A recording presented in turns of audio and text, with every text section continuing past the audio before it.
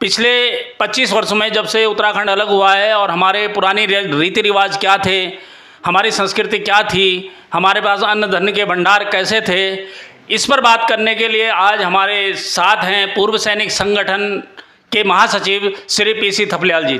नमस्कार। नमस्कार।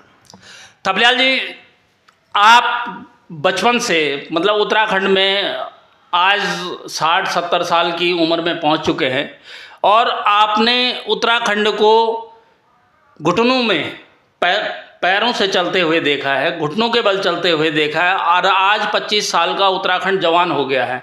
तो पुराने ज़माने की जो हमारी आर्थिकी थी और आज की जो हमारी आर्थिकी है, उस पर आपका क्या कहना है? देखो, जब हम पुराने दिनों की याद करते हैं तो हम स्वयं के बल पे हम चलते थे, हम पलते थे, हम बड़े होते थे, हम स्कूलों में जाते थे और स्कूलों के बाद हम फौज में और जहाँ कहीं भी अपनी नौकरियों में जाते थे और हमारे गांव हरे भरे रहते थे, हमारे खेत खलिहान जिंदा रहते थे। लेकिन जब हम बड़े होते गए, उस समय तक जब हम छोटे थे, हम नहीं जानते थे सरकार क्या होती है। हम केवल अपने गांव के दादाओं को जानते थे, बड़ों को जानते थे और अपने गांव की चाचा चाची, ताऊ ताई, दादा दादी, यही हमारे सर्वोच्च होते थे, ये हमारे परिवार के लोग होते थे, ये हमारे सरकार होते थे। लेकिन धीरे धीरे जब सरकारों को तरफ हमने देखना शुरू किया तो हमने पाया कि हम धीरे धीरे पूरा समाज खत्म होते हुए नंगा चौराहे में खड़ा होकर, और आज हमारी माताएं जो कभी जब हम छोटे थे तो डडवार देती थी, आज वे डडवार की लाइन में खड़े हैं। ये देख के हमें दुख होता है। इसलिए हमने 25 साल के बाद जब हमने इस राज्य की लड़ाई लड़ी, ये सोच के कि हम इस राज्य को उसी तरह से पोसेंगे, विकसित करेंगे जिस तरह से हम पुराने टाइम में हमारे पूरा एक अलग माहौल होता था। उस माहौल में, उस संस्कृति में, उन संस्कारों में हम पलेंगे, पोसेंगे।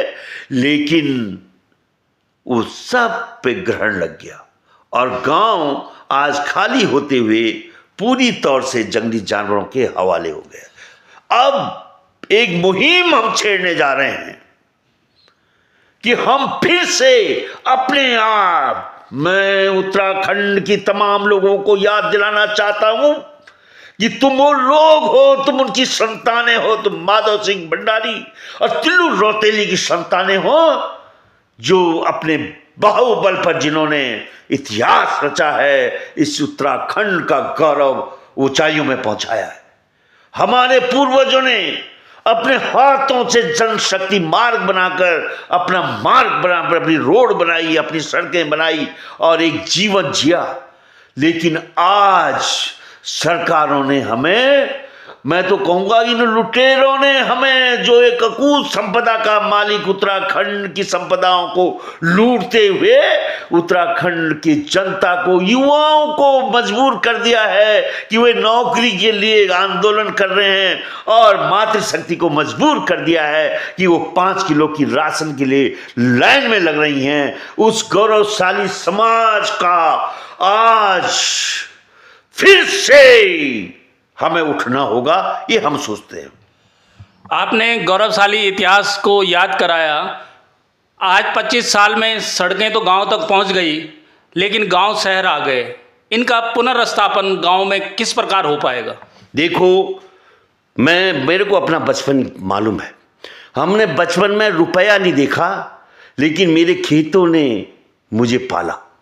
मेरे खेत इतने सक्षम होते थे मेरा कि हम उन खेतों के अन्न के कारण एक सुदृढ़ व्यक्तित्व होकर पले पोसे, बिना पैसे का, बिना बाप का। जब मैं छोटा 4 साल का था तब मेरे पिताजी का स्वर्गवास हो गया और मेरी माता ने अपने खेत खलिहानों के माध्यम से हमें पाला और मेरा गांव पूरा भरा होता था। गांव का हर व्यक्ति अपना लगता था। हर भाई दादा भुल्लों की संस्कृति एक ऐसी अटूट संस्कृति थी जो हमें याद है सजवान जी कि पहाड़ में हर 2 गांव जुड़ के नाम होते थे, जैसे मैणा पिलखर, ईड़ा पंचुर, चमनाव सौंडू, रणस्वा धरसू, रिगड़ी मथन, मतलब देखो हर गांव 2 के साथ जुड़ता था। हर गांव में एक महादेव होता था। उस महादेव में शाम माई और बाबा होते थे। आज हमारे महादेव खत्म हो गए। आज हमारे तमाम गांव का जो ताना बाना था वो ध्वस्त हो गया है। अब हमें ये ताना बाना फिर से पुनर्जीवित करना पड़ेगा, तभी, नहीं तो इन सरकारों के बूते के बाहर है पहाड़ को पुनर्जीवित करना। अर्थात आपका ये कहना है कि अण मिला भाइयों का लोग ठटा लगा ला। अगर हम एकता के साथ और दोबारा से इस अपने गौरव को जिंदा करना चाहें तो हमें मिलजुल के, जिस प्रकार आपने कहा कि जो गांव के जॉइंट नाम होते थे, मिलीजुली संस्कृति थी, तो वो हमारी संपन्नता का प्रतीक थी। लेकिन इसी पे एक प्रश्न मैं और जोड़ना चाहूँगा कि जैसे हम अक्सर भू कानून की बात करते हैं और उदाहरण दिया जाता है हिमाचल के भू कानून का, तो ऐसा क्या है हिमाचल के भू कानून में कि जो हमारे भू कानून में नहीं आ पाया? देखो, हिमाचल का भू कानून तब लागू हुआ। लोग एक चीज़, कोई भी इस बात को नहीं समझता कि सन 71-72 या 70s में भू कानून लागू हुआ हिमाचल का। उस समय हिमाचल के गांव भरे थे, जिंदा थे, और उस समय हमारे उत्तराखंड के गांव भी जिंदा थे। 70s की बात कर रहा हूँ। और उस समय वहाँ भू कानून आने के कारण और विजनरी नेता परमार के कारण वहाँ के जो लोग थे वे अपनी परंपरागत खेती से हटकर बागवानी में गए, और बागवानी में उन्होंने इतना डंका बजा दिया कि हिंदुस्तान के हर रेलवे स्टेशन में हिमाचल का सेब का जूस जाने लग गया। लेकिन अभागा उत्तराखंड में भू कानून तब आया जब मेरे गांव खाली हो गए, मेरे गांव से पलायन हो गया। मेरे गांव में जब पलायन हो गया तब हमने भू कानून यहाँ पे, अब जो भू कानून लागू हुआ है तो ये अब हॉर्टिक बागवानी नहीं पैदा करेगा, इसने जंगली जानवरों को पैदा करना शुरू कर दिया है। और जंगली जानवर अब हमारे लिए अभिशाप बन के, जंगली जानवरों के कारण पहाड़ को हम पुनर्जीवित करने में एक और लड़ाई लड़नी पड़ेगी उन जंगली जानवरों से। देखिए, भय लगता है। अब पहले हम सोचते थे कि हम अपनी संतानों को अपने गांव में बसाएंगे, बोलेंगे बेटा फिर से यहाँ पे हॉर्टिकल्चर कर, सेब बना, अपना कीवी पैदा कर, जैसे अब आजकल के नेता बोल रहे हैं। लेकिन अब हमें डर लगने लग गया है अपने बच्चों को ये कहने के लिए कि बेटा तुम गांव में जाओ, क्योंकि जंगली जानवरों का आतंक चरम सीमा पे पहुंच चुका है। इवन भालू तक, देखिए, ये भालू कभी इतना एग्रेसिव नहीं था। जब मैंने पता किया कि भालू एग्रेसिव क्यों हो गया, भालू क्यों हमें मारने लग गया, भालू हमें तो बाघ भी नहीं मारते थे। मुझे याद है कि हम आंगन में सोते थे और बाघ घूम घाम के एक कुकुर फुकुर उबड़ जाता था और गाय बच्ची को लेके भाग जाता था। वो कभी हमारे ऊपर अटैक नहीं करता था। लेकिन आज धीरे धीरे हर जंगली जानवर एग्रेसिव हो गया। इवन बंदर तक इतना एग्रेसिव हो गया है कि वे हमारे घरों के अंदर रोटी लाकर हमारी माताओं को काट रहा है। ये बड़ी चिंता का विषय है और इसका हल सरकारों के पास नहीं है। वही मैं पूछना चाह रहा था कि जंगली जानवरों की जैसे समस्या है वो सारे पर्वतीय जिलों में भी है, मैदानी क्षेत्रों में भी है।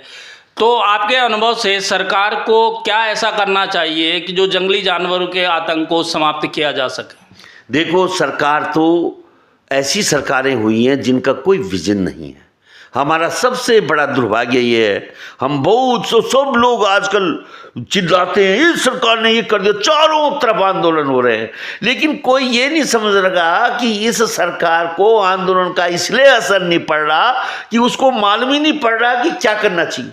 आज सरकार को ये नहीं मालूम कि उपलब्ध कर्मचारी जो हड़ताल कर रहे हैं इसका हल क्या है। आज बेरोजगार लड़के जो हड़ताल कर रहे हैं इसका हल क्या है। उनके पास हल है ही नहीं। शिक्षा स्वास्थ्य का गाली देते हुए गए जो चौखटिया से ये आए कि हम मुख्यमंत्री के पास जाएंगे और बताएंगे कि स्वास्थ्य का हाल क्या है, वो भी वहां जाके गाली दे रहे हैं कि ये तो कुछ कर ही नहीं सकते। तो जब ये कुछ नहीं कर सकते, तुम्हें पता लग गया है, तो क्या हम ऐसे ही मर जाएंगे? इसलिए उत्तराखंड का पूर्व सैनिक, क्योंकि वो आत्मनिर्भर है, उसको मैं आह्वान करूंगा कि आओ मिलकर उत्तराखंड के गांव को फिर से जिंदा करेंगे। हम करेंगे जिंदा हम, ये मैं सोच रहा हूं। और इस प्रक्रिया में हम आगे बढ़ेंगे और जो सरकारों पे डिपेंडेंसी है उसको खत्म करके, ये क्या कर, इन्होंने हमारे रास्तों में कांटे बो दिए हैं।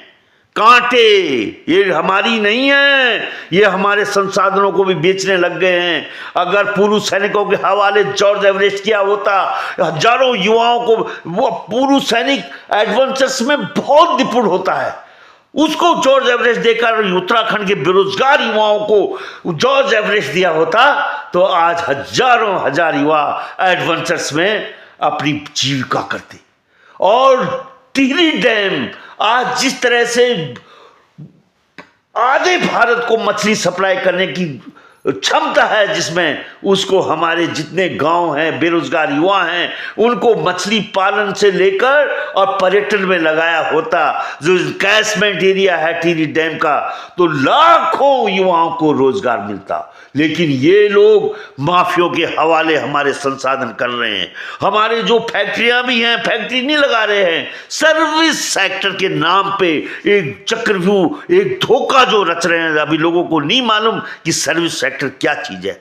सर्विस सेक्टर में लैंड का लिमिट ही नहीं है, इसलिए इन्होंने, इनकी भूख जमीन की भूख है। और हमने देख लिया कि किस तरह से इन्होंने छरवा की जमीन, आपने देखा होगा, पेट्रोलियम यूनिवर्सिटी को दे दिया। अरे उसको लोगों को उद्योग के लिए लोग मांग रहे हैं, वहां उद्योग के लिए जगह मांग रहे हैं। एक छोटी सी जगह में हजारों युवाओं को रोजगार मिल जाता है उद्योग के माध्यम से। लेकिन सर्विस सेक्टर के नाम पे तुमने जो पेट्रोलियम यूनिवर्सिटी को दे दिया है, वो और मजबूत माफिया बनेगा। इसलिए उत्तराखंड में धीरे धीरे यहाँ के जो मूल आत्मा हैं, जो मूल लोग हैं, उनको भी ये अब कुछ मैदान के लोगों में, भोले भाले लोगों में ये भिड़वा रहे हैं। और जो इस समय मैदान में चल रहा है कि हमें भी मूल निवास दो, उनको ये नहीं मालूम कि मूल निवास तुम्हें कौन रोक रहा है। देखिए आप कि संविधान में कहीं हो सकता है कि पहाड़ के लोगों को तुम मूल निवास दे दो और जो यहाँ बस रहा है उसको मूल निवास न दो? ये तो हो नहीं सकता ना। लेकिन ये परसेप्शन चला दिया है और लोग धोखे में रख रहे हैं सीधे साधे लोगों को। इसलिए ये राज्य अराजकता की ओर बढ़ रहा है, ये राज्य खतरनाक अंधेरों की तरफ बढ़ रहा है। इसलिए मैं तमाम उत्तराखंड की प्रबुद्ध जनता से हाथ जोड़कर निवेदन करता हूं कि राजनीति से हटकर एक समाज नीति के मुताबिक आओ, भाड़ में जाए विधायक, भाड़ में विधायक, जनप्रतिनिधि, प्रधान, ये कुछ दे रहे हैं हमें? ये कुछ नहीं दे रहे, ये लूट रहे हैं। इसलिए इनकी तरफ पीठ करके हम अपने उत्तराखंड को फिर से पुनर्जीवित करके माननीय मोदी जी की वो बात को मैं चुनौती देता हूं जो उन्होंने कहा था कि उत्तराखंड में आध्यात्मिक राजधानी बनने की संभावनाएं हैं। क्या उत्तराखंड के राजनेता इसके बारे में खुली चर्चा करते हुए एक डिबेट छेड़ेंगे कि किस तरह से उत्तराखंड विश्व की आध्यात्मिक राजधानी बन सकती है? ये बहुत महत्वपूर्ण सवाल मोदी जी एफआरआई के ग्राउंड से छोड़ गए हमारे लिए, और इसमें हम बहुत गंभीरता से चर्चा करेंगे और पूर्व सैनिक इसकी तरफ काम भी करेंगे। ये थे हमारे साथ पूर्व सैनिक संगठन के महासचिव पीसी थपलियाल जी, जिन्होंने अपने जीवन के महत्वपूर्ण वर्ष भारतीय सेना को दिए हैं और रिटायरमेंट के बाद कोई भी सामाजिक आंदोलन उत्तराखंड का हो उसमें सूत्रधार बन के हमेशा आगे रहते हैं। और इनका ओज और इनकी वाणी देखकर ये लगता है, दो लाइनें मैं इनके लिए कहना चाहूँगा कि इन्हीं पे आधारित एक प्रकार से कि खामोशियों की मौत गंवारा नहीं मुझे, शीशा हूँ टूट कर भी खनक छोड़ जाऊँगा।